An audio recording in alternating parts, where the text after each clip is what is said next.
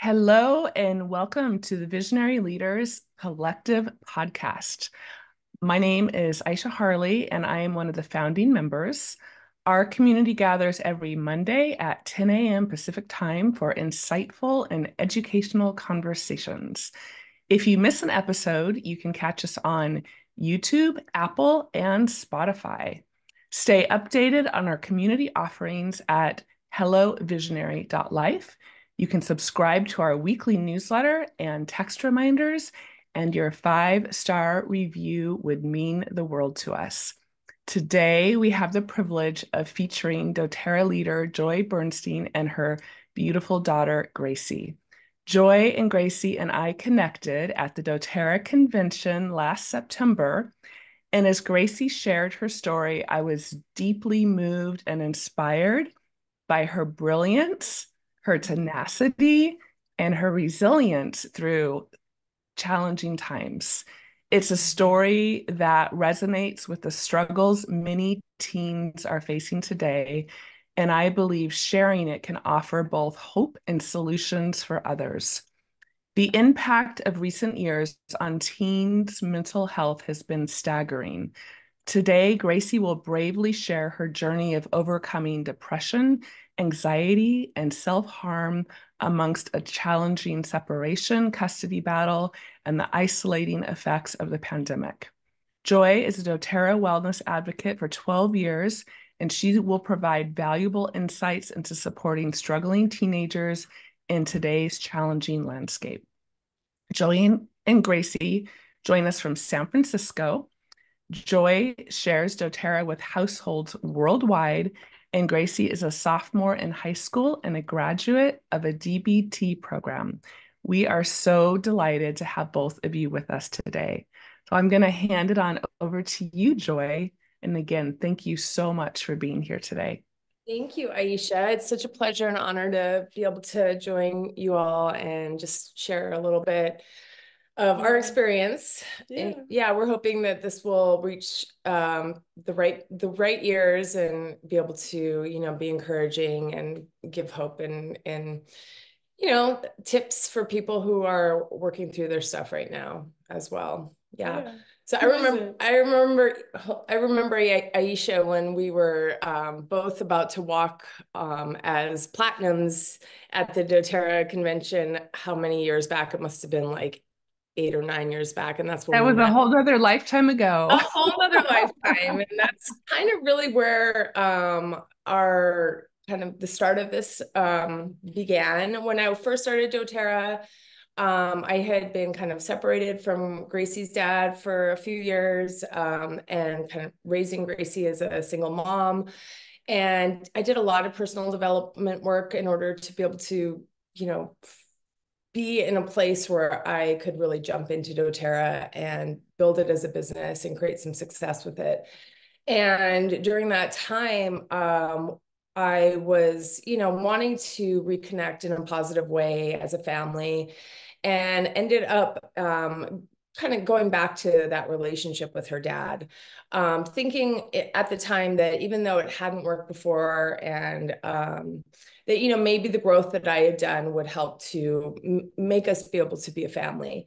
And it was actually helpful. I was able to reach before I made that move in our personal lives. I was able to build my business really pretty quickly. And yet it was a lot to be a single mom, building a business, doing all of that. And, if I'm fair, it was really, really helpful to have Gracie's dad in our lives. And yet over time, I'm just going to give you a little bit of backstory about, what led to a lot of this stuff that Gracie's been dealing with. Over time, I realized like all of those issues that were issues in the relationship before were always going to be issues. And, there was a lot of struggle with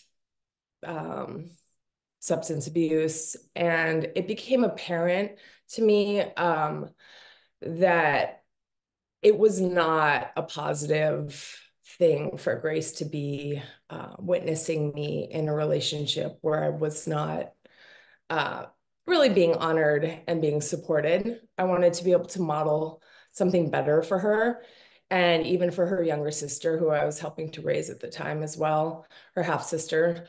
And so, it took me a few years to be able to gather the courage and the strength and the readiness to leave that situation. And even though my intuition, was like telling me on a regular basis, like, this is not right, you can't stay in this.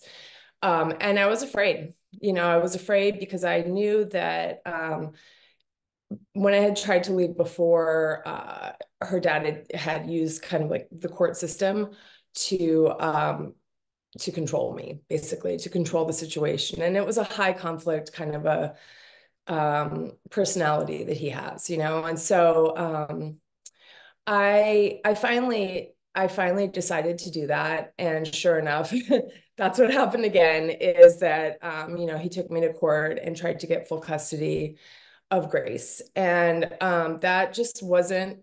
I just knew that that wasn't the best thing for her. And so we had to go through that whole process, which was very clarifying for me that I was making the right choice. Unfortunately, it was a really, really challenging time for Gracie because the way that family courts work is that you're not allowed to share any of the information with the child, and that's in their best interest. And so it was a really confusing time for Gracie. Like, we have a really close, really tight relationship, and I wasn't really able to explain to her anything that was going on. And she wanted to know because she was used to me being really honest with her about most things, right? Yeah. And so that was all going on, and it was really stressful. It was really challenging. And right around the time, I think I decided to kind of, hire an attorney and start that whole process in probably September of 2019. And then right when we're in the thick of it, COVID starts, right? So not only was that whole really challenging, family stuff going on, and we were going back and forth between homes still, but it was really, It was a hard time. yeah, it was a really hard time. Then COVID started, and it was all online learning.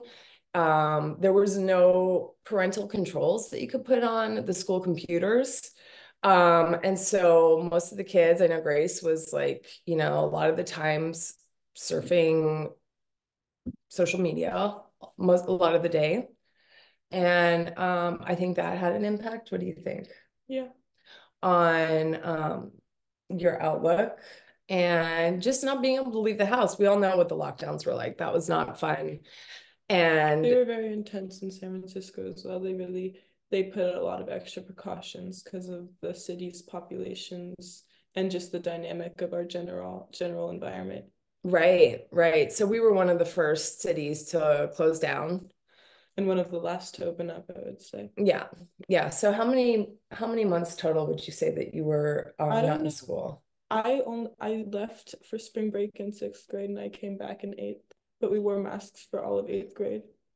Yeah. So then imagine being an eighth grader and going to school and not having been amongst your peers for a whole year, and then not being able to have any kind of facial recognition with the masks and everything. And I mean, that was just one piece of, That was just one piece of many.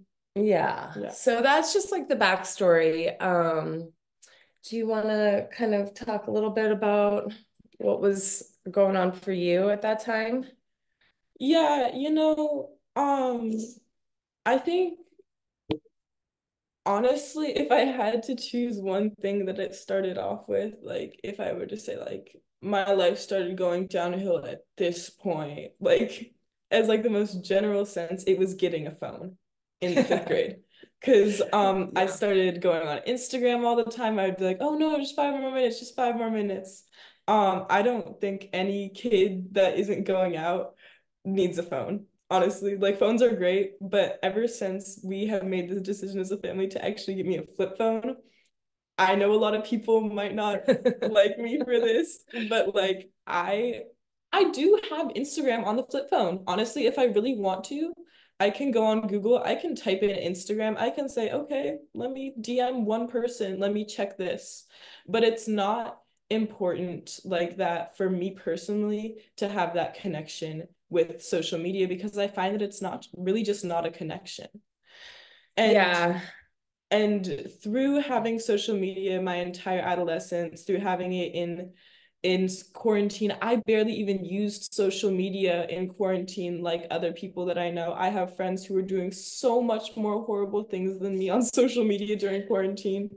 But what really happens that makes it the worst is when you get onto a bad part of social media. I think social media is demonized in a way that it doesn't need to be. It can be actually a very powerful tool to like get information out and to like spread cool things, spread passions, spread love even. But the way that humanity is, we just want to complain. So So when what you happens say on social that, media? yeah, what do you mean by that? So when we are as young girls put onto social media in what fifth grade, sixth grade, you're 12 years old. You see all these people complaining about their body, complaining about the way their life is, complaining about, oh, my parents this, oh, lockdown that, oh, politics, oh, this, oh, that, oh, this. And some of these things are very important. I do think that these things are very important topics to educate yourself about. But when it's being forced down your throat in an endless mind-numbing stream at such a young age, I'm just like, Would you say that that contributed to and yeah, the content that you're looking at, if you're not looking at the right stuff, it's really bad. Like you can be sucked into a stream of really horrible content, and that's what I personally happened to me. Yeah, the algorithm started feeding you like like really stuff about negative, depression yeah, and stuff that I mental shouldn't need to be illness? looking at.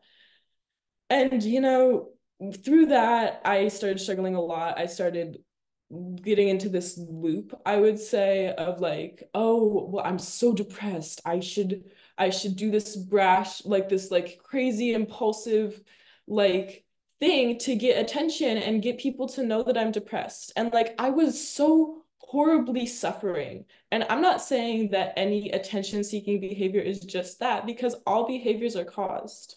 In a program that I actually went to, Dialectical Behavioral Therapy, or DBT, as you heard Aisha introduce it, you learn a couple of core beliefs, and one of them is that all emotions are caused directly or indirectly. And what it can be caused by is your interpretation of the events. So the way that I interpreted this whole upbringing, this whole COVID challenge, all of this, it really led me to believe, oh, I need help. I need someone to support me. I need more help. I need more support.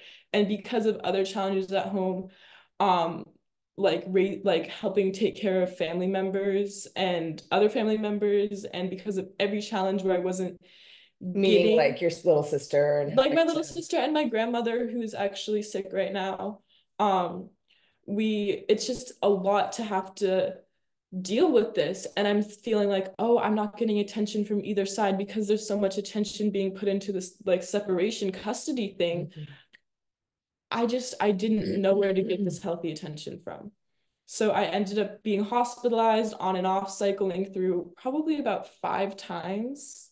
I think it's been more maybe It's definitely been more, but 5 times before at at least. that during that period of time, right? Yeah. Yeah. And then I was put on a psych med actually, after trying lots and lots and lots of different medications. And like, oh, and the program is the Wavefront DBT program, So by the way. I'm gonna come in here really quick. Is that okay? Yeah, sorry, I'm kind of ranting. That's okay. You're around, But but I just want to just we're all doTERRA users here, most of us, except for maybe some of the people who are going to jump on and listen to the podcast later. But my during this time, Gracie was really struggling. It was really scary, obviously, for both of us. And there was a really about a year span of time where she really was in and out of the hospital a lot, yeah, and it was like it was like my worst nightmare. I couldn't believe this was happening. Gracie had been a really great student as a younger child,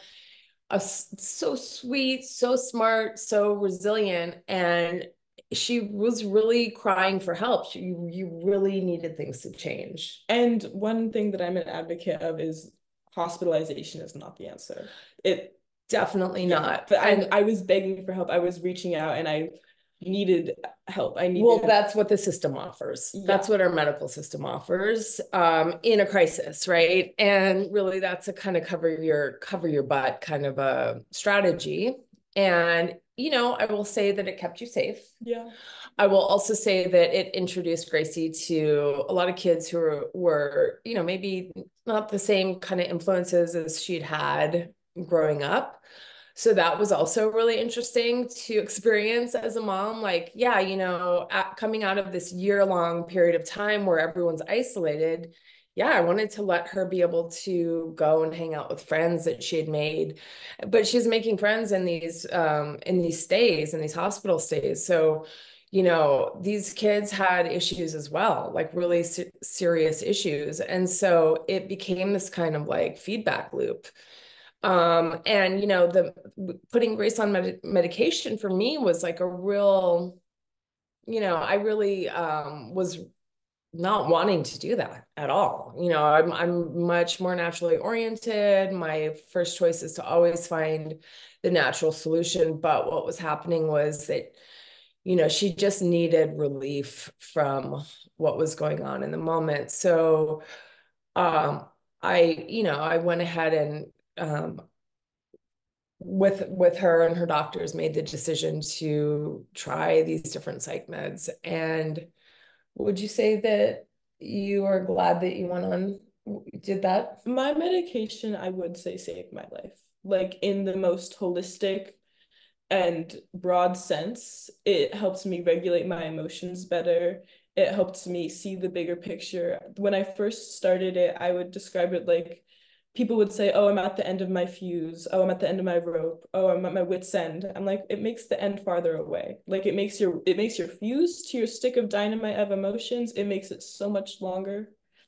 And honestly, I really don't recommend medication for everyone. I think medication for a broad sense of treating mental health problems is not the right answer. But it really worked for me. But it can be a tool. It's like It's it a has to be tool. used in conjunction, I think, Yeah. with other things, right? And Grace had to try several different types of medications before we were able to land on the one that actually supported her. Yeah. So you were on that for a while, right? A couple of years, Mhm. I'd say. And after I started taking the psych med, I was enrolled in this Wavefront DBT program when I was 13 years old, so 3 years ago. In January, it's like exactly 3 years ago right now, or 3 years ago, yeah. And as soon as I turned 13, I was enrolled in this program and I started learning. It's a skills-based program. So what DBT does is they teach you your skills to get you through life. They have distress tolerance, which is exactly what it sounds like. They have mindfulness and interpersonal effectiveness. They have middle path, and I think that's the four. I could go get my notebook. I We should have could brought and they that yeah, brought that down. right.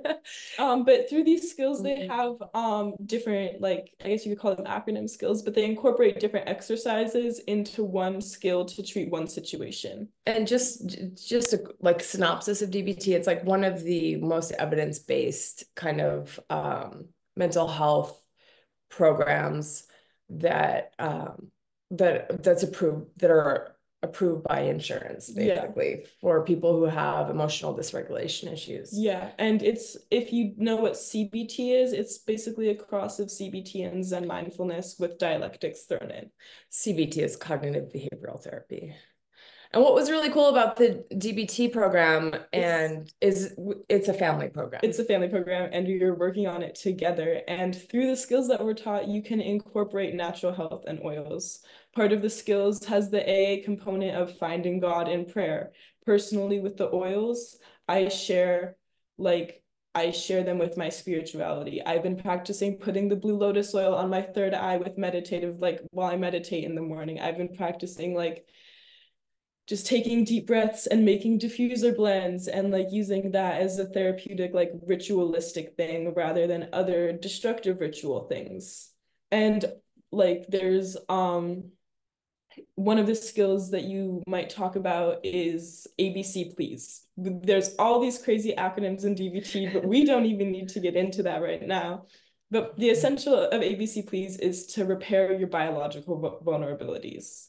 So you might avoid stressful situations, check things off your to-do list to get to build your mastery and cope ahead by treating your physical illness, sleeping well, eating well, getting exercise, all of the things that are good for your body. This is what you do. And I love to incorporate oils into ABC Please by doing my supplements, jazz hands. It's kind of funny because supplements have been like a big thing throughout my entire life. I was always very adverse to taking them. Even when I was little, I would say, oh no, don't give me On Guard. That makes my tummy hurt more if I'm not sick. Like, don't. I'm not gonna take that. And it probably did. It probably did. Yeah. Like psychologically, maybe my body was like, nah, or maybe it was the oils being too whatever, but I don't know. Personally, as soon as I started making my own decision to take my supplements and saying, hey, I'm gonna be good for myself. Because I realized the green juice powder, the greens powder, that's just powdered green juice. The Meta Power, that's just TikTok collagen and better stuff. It's not TikTok collagen. Okay, no, that's collagen you would find on TikTok, but like higher quality and better stuff. And excuse me, I know doTERRA is the best, whatever. I can I just pause right here? This is such a powerful story, and because we are talking right now about the very importance of the self-care routine. I mean, this is something that we talk a lot about, and I think this applies for all of us. Would you take us kind of through your day? Because I know you've mentioned the LLV and the green powder and making some diffuser blends, but I bet everybody would really love to hear, and it would be really helpful specifically, like from when you wake up until you go to bed, like what are the daily things and the exact oils and kind of how you use them to give other people ideas of how to incorporate that and what that's helping you with. Okay, so I think maybe we can talk about like what a routine with the oils would look like in my day, and then maybe we can answer some of the questions that have been in the chat. Yeah, sure. There are a bunch of questions. But we don't need to look at those yet. Okay. All right. So for me personally, if I were to incorporate the oils in every single step of my day, like how I already do, but do all of those things in one day. Right. Yeah, you're not always as consistent. I'm not always this consistent as I should be. But if I were to take everything that I do with the oils and put it into one magical doTERRA day, I would probably wake up and I would say, stretch and a big glass of water. And then I personally, I love my supplements. I love picking out all the little pills and organizing them. I like putting them in my containers at night. But if I were to take only a couple supplements, my big ones are LLV, 2 of each, and except 3 omega-3s because omega is like for your hair and nails and stuff. So I'm like, oh, I want that. And your brain. And your brain. But hair and nails, come on. From a teen girl, come on. Yeah. So I'll take 3 omega-3s and the rest of the LLV. I love Mito 2 Max because I get very lethargic. I'm like, oh, like I'm like tired at the end of the day. I get nauseous in the morning, so I tend to not eat like a healthy breakfast. But when I do, you know. I think that the Mito 2 Max is helpful. The Mito 2 Max helps me with my energy to like stay throughout the day. Yeah. And you know, Gracie, we were in a situation where we were hyper-adrenalized for a long time. Yeah. You know, we were like really, going through it with some challenging stuff, right? So that really is helping to support your adrenals right now. Like especially after being diagnosed with CPTSD, like repairing my adrenals is like a really big thing for me. Mm-hmm. So I would take my Mito 2 Max, my LLV, and adaptive Praise adaptive. Oh my gosh. I love the bath oil as well. Like the adaptive bath oil has my heart. I love taking soaks in an adaptive bath or adding any combination of my own oils that my mom gives me. I love spending time with my mom, learning about the oils and learning, oh, wait, but what do like the things in this oil, like what do they actually do? Like what are the cellular reparative properties of arbor vitae, where I might like dab a little bit on a zit instead of my mighty cream. What are the soothing properties of peppermint to put on my head? Like, why does that help? What does deep blue do that actually helps your muscles? Like, it's so interesting to actually learn these things from my mom and the scientifics behind it. I want to cut in really quick and just say that, like, I've been teaching this stuff to Gracie for a long time, but I finally decided that I wanted to take her to convention, which is where she met Aisha. Yeah. And leadership. I took her to leadership first. And going to leadership first was really cool because it was like learning more about the business. And convention was really cool because it was so much of the science. And I wanted her to be able to see and hear the science from the experts, you know, and it was really powerful because, you know, there were many years where there was like, you know, weird dynamics where maybe her dad didn't like, he maybe was a little competitive or just whatever it was, he could kind of talk down about the oils. And so she got a lot of that messaging and had resistance, even though when she was really little and I was starting the business, there was a lot of times where she was really into it and really like excited about lavender and things like that. But, you know, over time, she kind of had a lot of resistance. So taking her to convention, you know, I tell my team all the time, you know, like get people to convention. I'm like, you know what? I'm going to bring my kid this year because why not? Just show him. I'm in a place where I was in a place where I was like, you know, I've been supporting all these other people on my team for years to like bring them to convention. And I think I'm at its point right now where I can actually bring my daughter.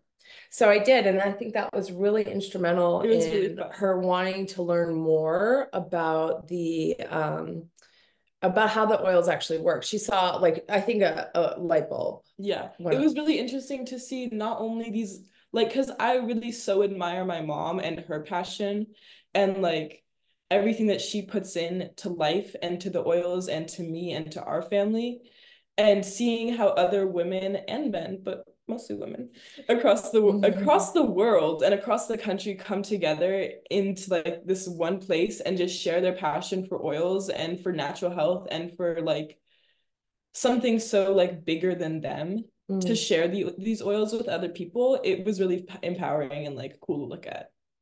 Because I really do care about health. I think health is a very important thing. So one of the other supplements you really love, it's not a supplement, is the greens. I love, okay. And then here's my supplement routine. Because something that also helped for me was leaning into my hatred, in air quotes, of the oils. I would say, oh, this is so stupid. I don't wanna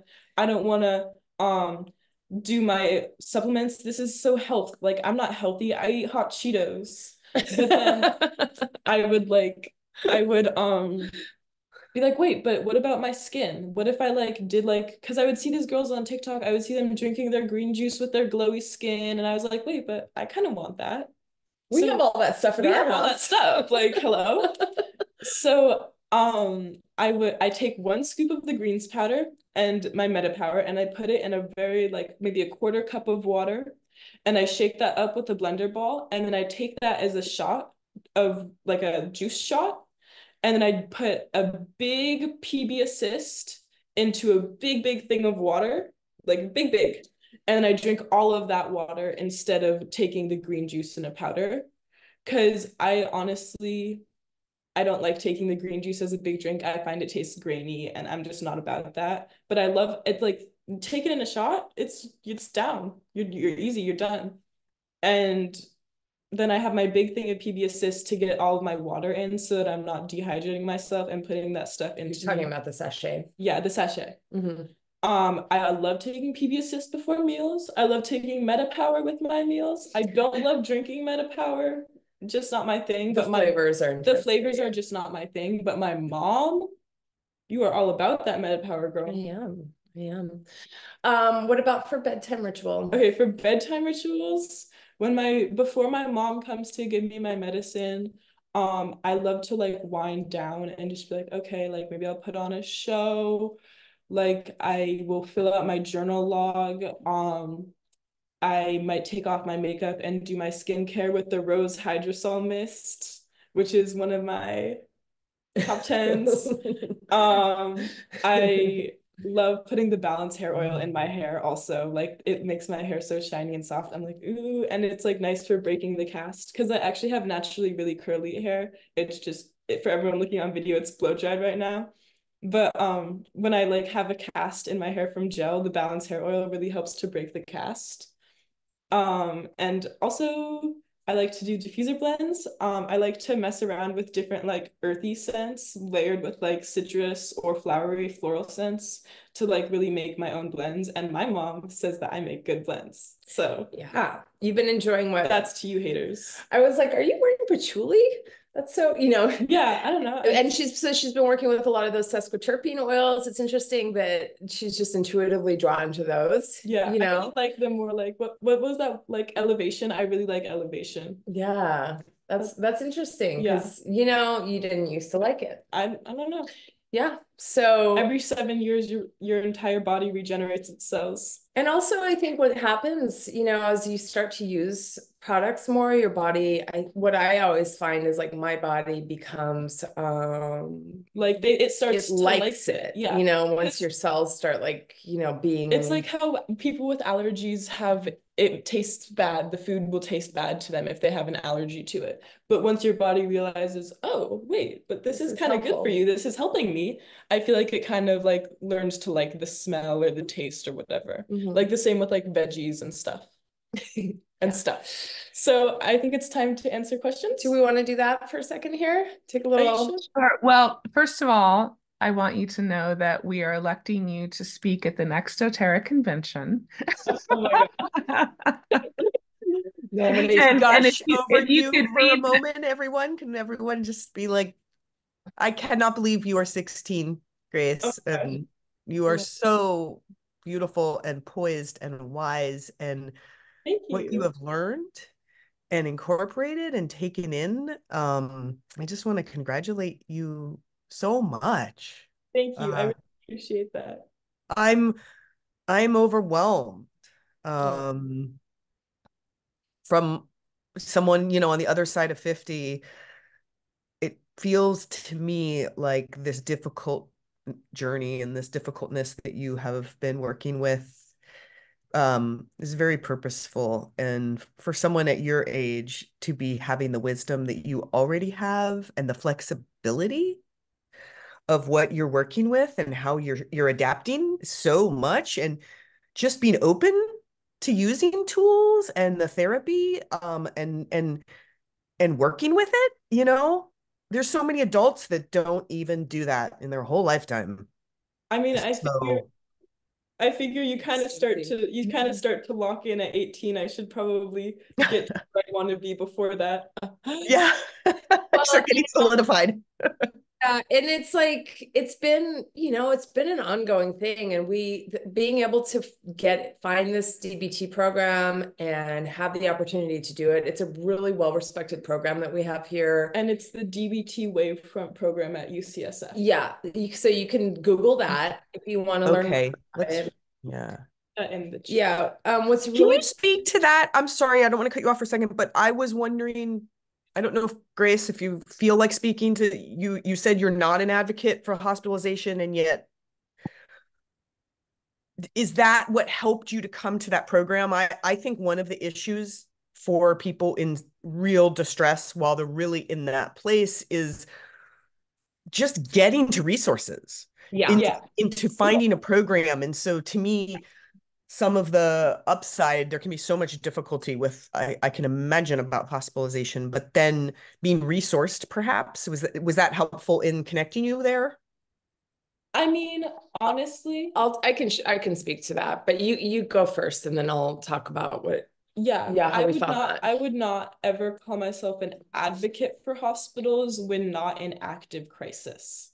If you are in active crisis, that your parent can't sleep in your room. You can't just have all the sharps taken away and your window locked, or whatever the crisis may be. If a hospital is really the answer, if you are at danger of hurting yourself or others, like genuinely, I don't think you should be staying anywhere other than a hospital. It's not a therapeutic experience in a hospital. That's what I'm getting at. It's a safety experience. It's like it's a de-escalation basically from, you know, the crisis, or it's providing you a safe period of time to de-escalate. Yeah.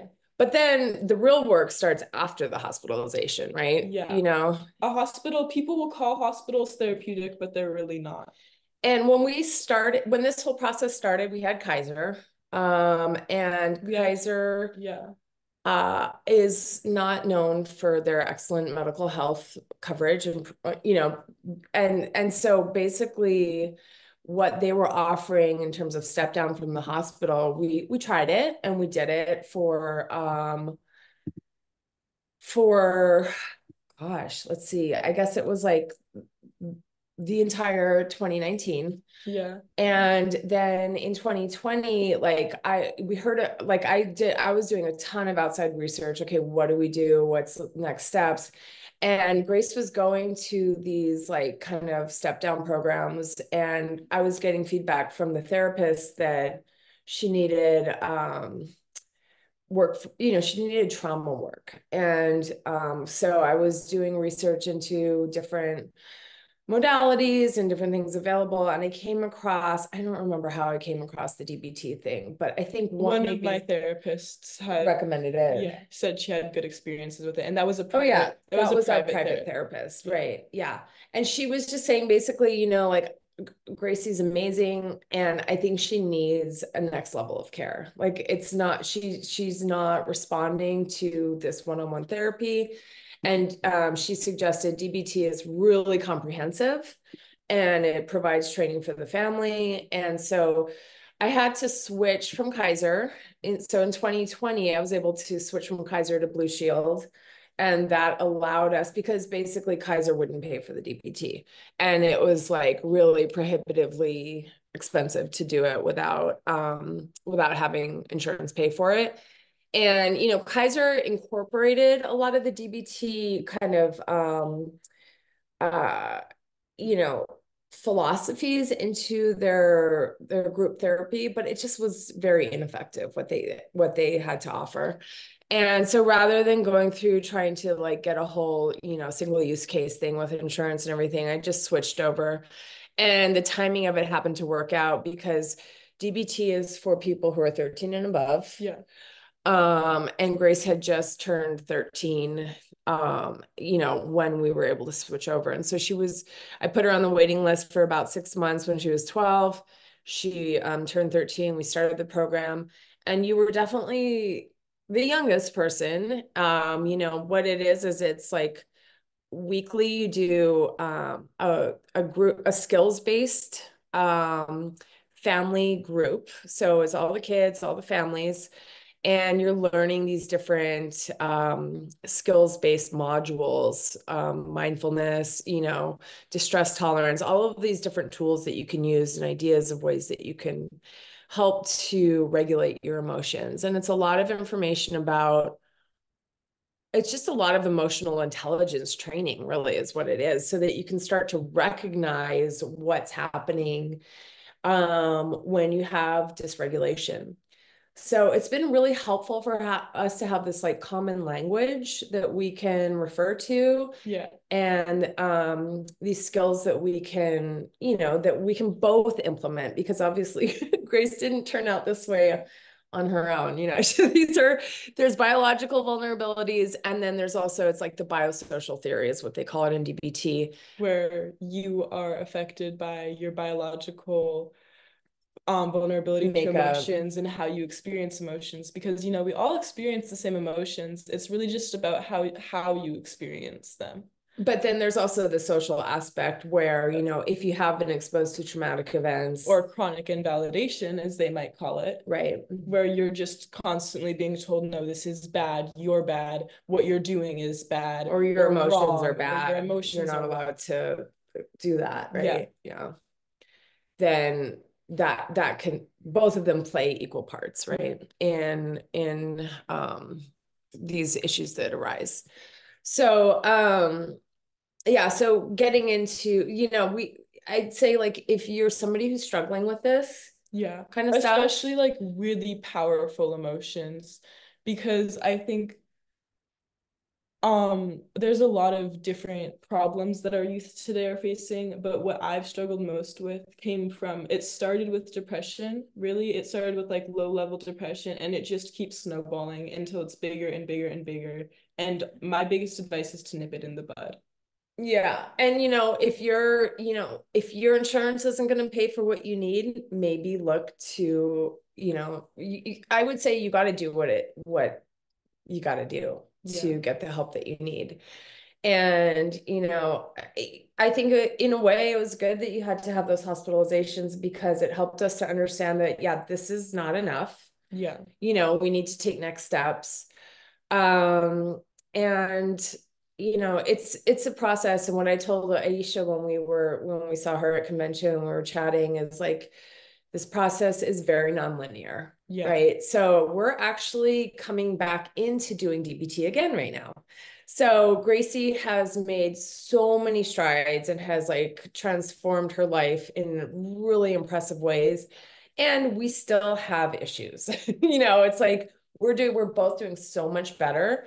And you know, we still have episodes. And so it's like we decided with Gracie's therapist that at 16, you know, it's going to be a completely different experience to go through the DBT modules again and kind of remaster them when we're not in this like intense crisis mode. And we're so fortunate to have this really great relationship with this team. And that's really what it's cool about DBT too, is that it's a team of therapists that work together. And so you know, like I have a parent coach that I can call if we're in the midst of something and I need like advice on which skill to implement in order to de-escalate the situation and you know, or de-escalate my own emotional state, right? So that I can be of support to Gracie. And Gracie has the ability to receive coaching from her personal therapist pretty much like 24/7, right? Yeah, like I would say so. within, like, she can call and within a few hours she'll get a call back.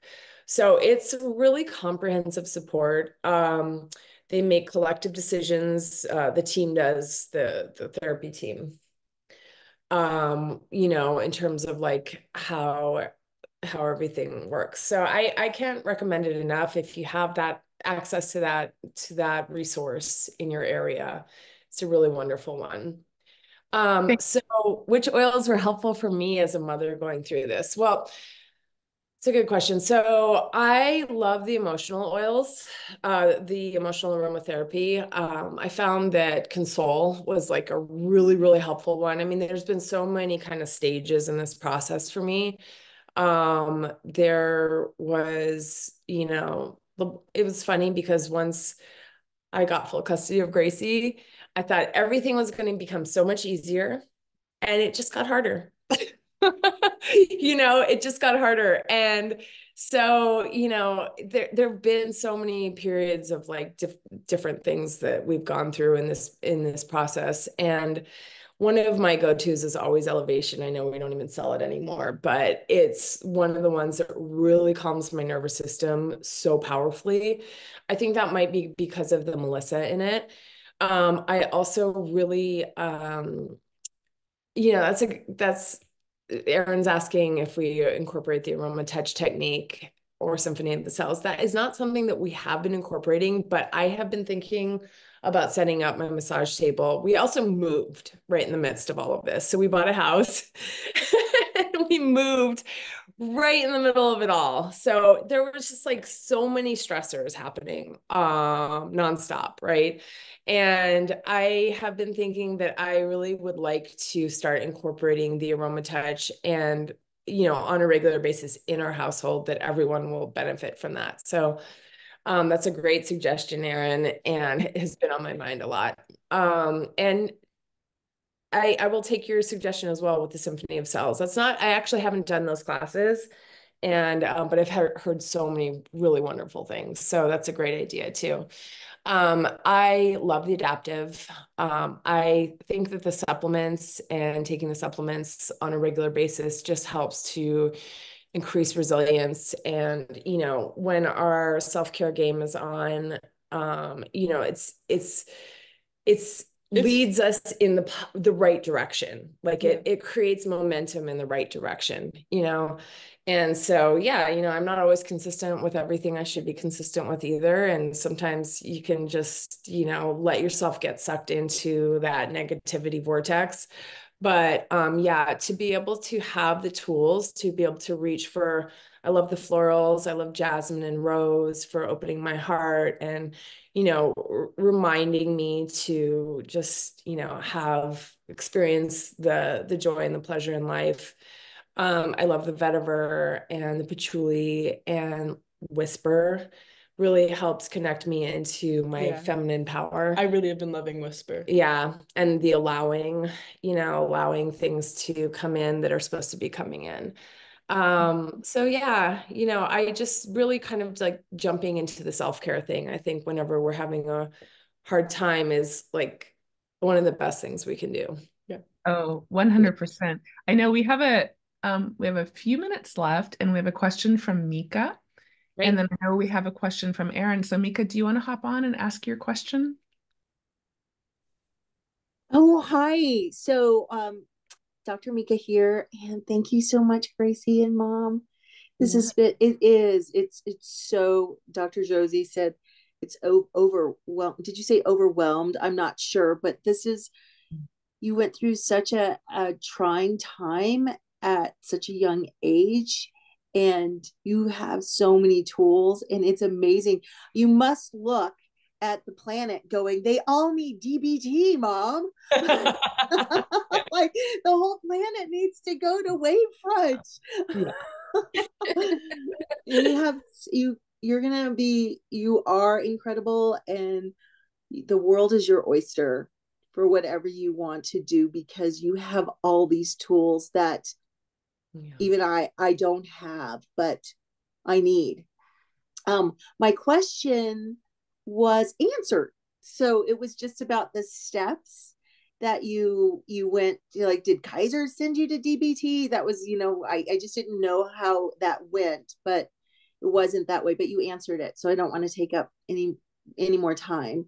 Dr. Mika, you suggested in the chat sensory SOC. Do you want to tell Joy and Gracie why, or what, or just, we're both big proponents of Symphony of the Cells, y'all, and how easy it is. Yeah. You didn't take the class. You don't need to. No, you don't have to take the class.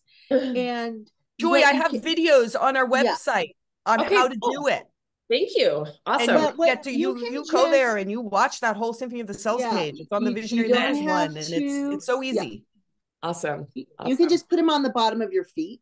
You don't even have to put them on the back. Right. So that's what we do. It's just like put those on. And I would suggest sensory, but if you want more questions after this, because I know we do question and answer after this, if you want to get more into it, we can do that after. There's another thing that about, because I did see kids, young teens in my clinic during COVID. Jasmine on the back of the neck was a game changer on the back of the neck to get to the brain stem. I had a patient who walked in, he's 16, was having a psychotic break. And he knew to come see Dr. Mika. And I put Jasmine on the bottom of his feet and on the back of his neck. And I mean, he was also in a place where he was comfortable. He knew that treatment table. He knew me. He knew he could walk in. But that got him back to center. Wow. So it was a jasmine, back of the neck and underneath the bottom of the feet.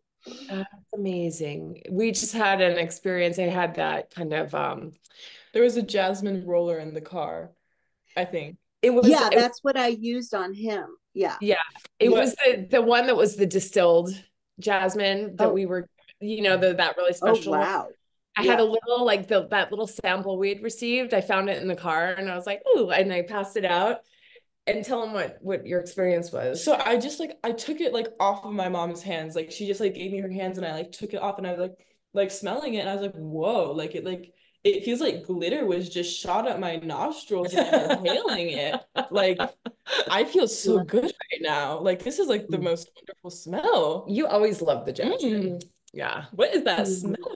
It's I've always loved jasmine. Yeah. Yeah. Yeah, but that's a great tip. Thank you, Dr. Mika. Yeah. So you guys, when you learn that SOC, that's another great tip to start with a sensory one. Okay, we will definitely will. Thank you. Wonderful. Yeah. And you can ask, I use them all the time with my patients, so you can just ask me. Great. Fantastic. Yeah. And Dr. Josie too. I think that's the best description of jasmine I've ever heard. Sparkling at the nose. That was amazing. Erin also had a question. Erin, do you want to come on and ask your question? Yeah. And thanks again. I'm just going to echo the thank you for sharing your story and being vulnerable with all of us. I know so many people are going to benefit. My question is about social media.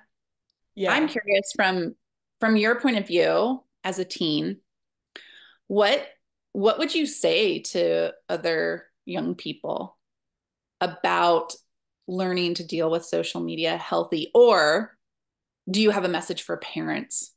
What would you say to those of us that are struggling? I would say I don't know how phones are made, and I don't know what goes through the minds of developers when they're trying to make social media apps that are proven to be addicting to children. I don't know these things, but what I do know is that in my experience, there has been no healthy way to use social media. It's also pivotal to the times we're growing up in, you can't, in my mind, you can't not use social media, but it's horrible for you anyways, just like almost everything in the world is, honestly. No, that's not true. But you know what? I hear that and I respect that as someone your age. I think your generation, I totally honor that perspective.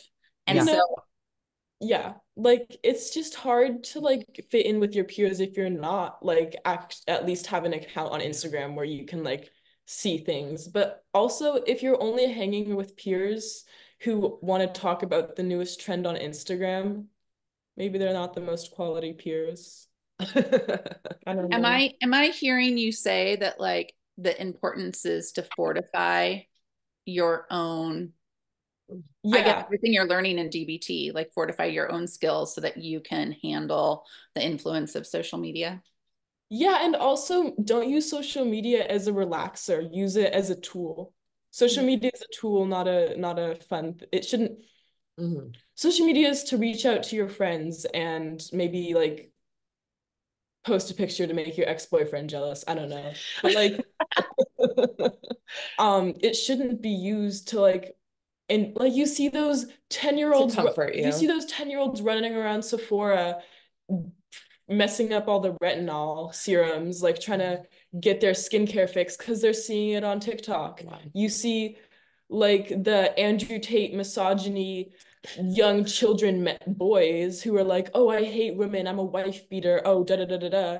They're getting this from social media. These kids are too young to be having it, but it is something that is in our generation. Well, I will say that I had to make the decision, and I want to just hand it to you, Gracie, for actually, being respectful about it and accepting it. I had to remove everything at one point, fairly recently, actually. So Gracie right now does not have a computer. I let her use our iPad. for short periods of time, I have a password on it that she doesn't know what it is. And so, she can use it for an hour or so. And then when it turns off, because she stepped away from it, it's done. And I took away the iPhone because it just was like so problematic. And I will say that like, it forces you to get out and do stuff. It forces you to need to you need to find other things to do. And so, it's been night and day actually. And I don't recommend taking away a kid's phone though. no, I know it was a really hard decision, and it was like without your kids' knowledge and like giving in, or not giving in, but acceptance of it. Yeah. If your kid is not accepting that you're taking your phone and you don't have the relationship with them where they're happy and loving to you, even with their phone being taken, don't take your kid's phone. That's my advice. Yeah. I mean, I think it was a long time coming, this move, and a lot of back and forth. And the reason it's worked is because I think you realized too that it just was too much. So Grace is able to use the computer at school when she goes there. She's using technology as a tool much more now. And I'm finding that it's opening up space for you in your life to do other things. Mm-hmm. So Gracie's coming to me and we're doing things like going in the ocean and doing like a cold water dunk every morning now. And we're spending time together and enjoying each other and cooking together and doing things like that much more than we were, because there's not this technology that's like total distraction. You got to find things to do. Yeah. That are going to be fun and interesting. And now when I'm trying to choose Spotify on my mom's phone, I'm like, what am I doing on here? How do you use this? Like, this is so like annoying to use a phone. Why would anyone want this? Yeah, it's a lot of stress to have that constant like stimulation. Yeah. In a way. I was going to say, I wish I had a loving parent that would come take my phone away. I know, right? I think we all need that. Yeah. Well, exactly. this conversation has been amazing. You have both touched on so many important topics. Again, I want to thank you for your vulnerability. I know this is big things to talk about, especially for you, Gracie. And like I said in the beginning of the call, when I met you, you just touched me so deeply. We were all standing in line to get our doTERRA kits, and we just started talking and sharing. And I was just in love with you instantly and was so taken again by how courageous you are and how honest you are and how wise you are. And, I think there's also that really good reminder that you both spoke to. I mean, I'm about to turn 54. The work is never really done, but what's really incredible is that you are implementing these tools at such a young age. And I have learned, and I do not mean this to sound cliche, that sometimes our biggest challenges do become our greatest gifts.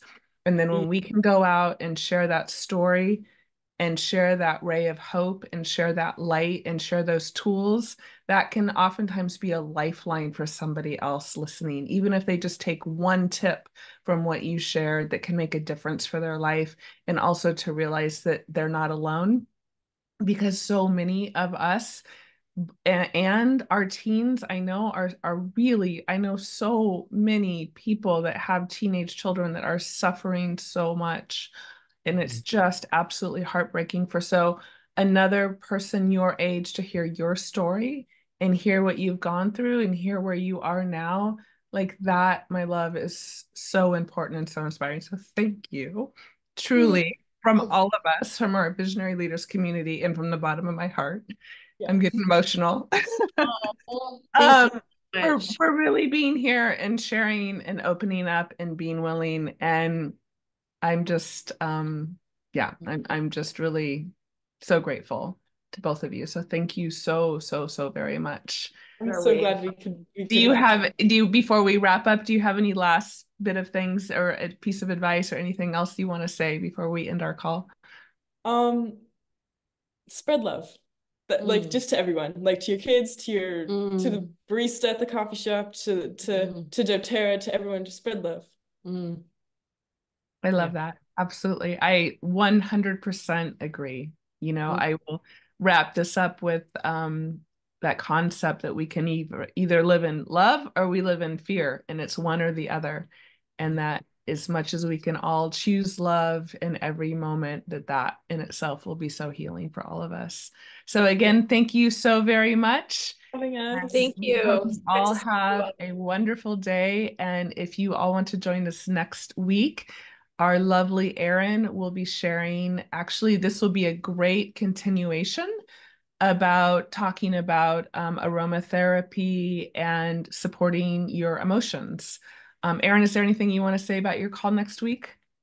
Yeah, it's actually going to be super experiential. So come ready to learn a really powerful technique about using oils to actually rewrite these negative beliefs that then can cause us to spiral. It's a technique we learned at convention when the emotional aromatherapy kit came out, but I think it's gotten lost in the shuffle a little bit.